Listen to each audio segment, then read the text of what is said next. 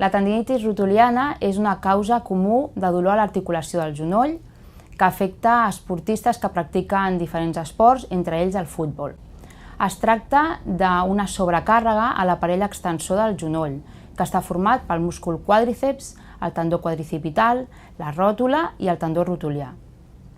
Sovint es presenta com un dolor a la cara anterior del genoll, sobretot a la part baixa quan la ròtula s'uneix amb el tendó rotulià. Pot iniciar-se de forma lenta i inicialment ocasionar poc dolor, però pot anar augmentant en intensitat fins a impossibilitar fer esport, entrenar i jugar partits. Com a factors de risc tenim el fet de ser dona, el fet de patir una sobrecàrrega esportiva i el fet d'haver patit lesions prèvies en aquest genoll, també pot ser de genoll contralateral o altres parts del cos. És important també la flexibilitat de músculs i tendons, de tal manera que mantenir un bon estat en el múscul quàdriceps pot evitar la presència o l'aparició d'aquesta tendinitis rotuliana.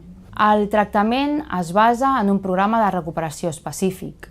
També és útil la utilització de bandes de descàrrega a sobre del tendó rotulià, les conegudes cinxes de descàrrega, sobretot en les fases més inicials, quan el dolor és més agut. És important saber que la majoria dels jugadors estaran entre 2 i 3 mesos per solucionar aquesta patologia, però que no és infreqüent que un grup de jugadors triguin més de 6 mesos en normalitzar la seva patologia.